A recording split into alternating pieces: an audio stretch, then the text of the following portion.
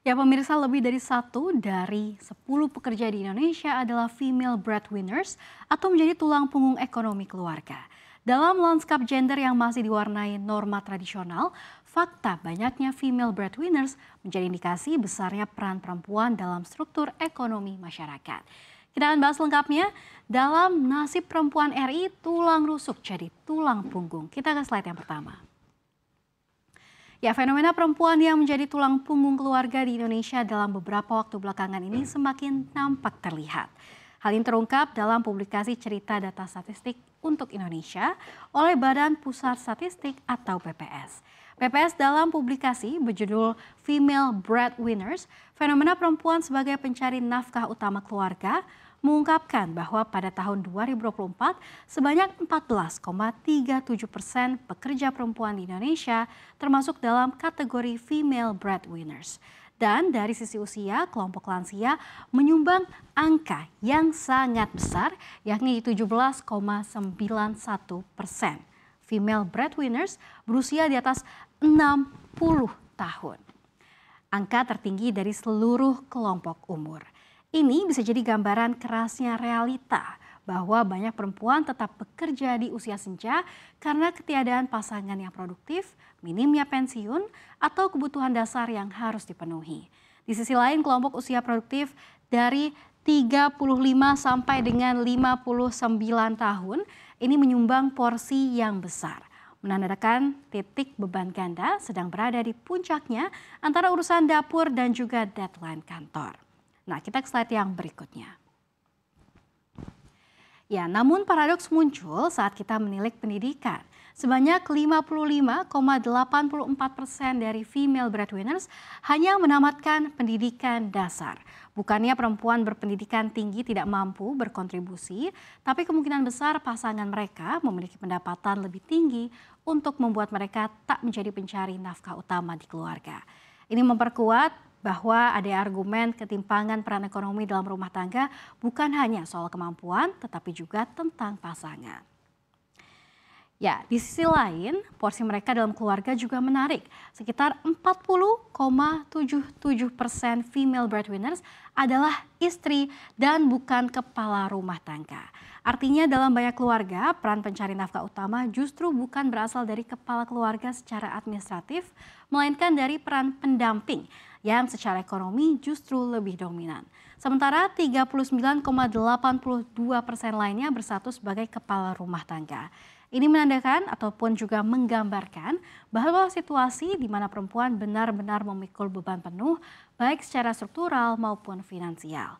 Status perkawinan turut membentuk dinamika ini, meski mayoritas female breadwinners ataupun 51,36% ini berstatus kawin, terdapat 17,46% yang belum menikah, 8,89% cerai hidup, dan 22,29% cerai mati. Nah, bagi kelompok terakhir atau yang cerai mati, menjadi tulang punggung bukanlah pilihan, melainkan kebutuhan. Mereka bekerja bukan sekedar mengejar penghasilan, tapi memastikan roda ekonomi keluarga tetap berputar. Ya pemirsa, lalu di mana nih lokasi perempuan tulang punggung keluarga terbanyak? BPS ini mencatat berdasarkan sebaran provinsi, ada 23 dari 38 provinsi yang mempunyai persentase female breadwinners di bawah angka nasional, dan provinsi dengan persentase female breadwinners tertinggi ada pada provinsi DKI Jakarta. Sedangkan angka terendah ini ada di provinsi Papua Pegunungan. Nah, menurut BPS, kondisi tersebut bisa jadi disebabkan dengan adanya norma budaya yang menekankan laki-laki sebagai pencari nafkah utama, sementara perempuan lebih banyak berperan dalam ranah domestik. Lantas, apa saja sih pekerjaan female breadwinners terbanyak? Nah, menurut BPS, mayoritas female breadwinners bekerja dengan status pekerjaan berusaha. Berusaha dalam penelitian ini mencakup berusaha sendiri, berusaha dibantu dengan karyawan, dan berusaha dibantu dengan pekerja keluarga atau pekerja yang tidak dibayar. Jurnal Michelle J. Budik pada tahun 2006 ini menjelaskan bahwa fenomena female breadwinners memilih bekerja dengan status berusaha tidak lepas dari faktor peran ganda pada pekerjaan dan urusan domestik yang ditanggung. Jadi perempuan ini cenderung memilih pekerjaan yang memberikan waktu dalam mengatur jam kerja sehingga pekerjaan dan tanggung jawab domestik bisa seimbang. Selain itu, penyebab lainnya menurut Bank Dunia yaitu keterbatasan akses pada pekerjaan formal yang mengharuskan syarat pendidikan tinggi. Nah, di samping status berusaha sebesar 44,95% ini masing-masing female breadwinners bekerja dengan status pekerjaan sebagai buruh atau karyawan, baik buruh atau karyawan yang biasa maupun pekerja bebas.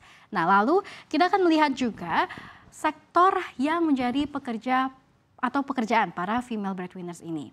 Proporsi female breadwinners yang bekerja di sektor perdagangan menempati porsi terbesar yaitu di 23,61%. Ini adalah perdagangan besar dan eceran, reparasi mobil dan motor. Nah, sektor dengan proporsi pekerja female breadwinners selanjutnya ada di sektor pertanian dan juga industri. Ini adalah sebesar masing-masing 17,86% dan juga 17,73%. Nah, studi dari International Labour Organization tahun 2018 ini menyebutkan bahwa sektor ekonomi yang berkembang di suatu daerah berdampak pada peluang kerja bagi perempuan.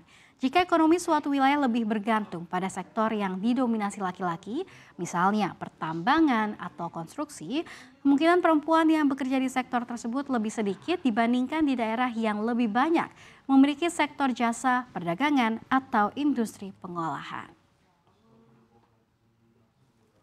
Fenomena ini menunjukkan bahwa peran ekonomi perempuan tak lagi bisa dibatasi oleh status, usia, atau gelar.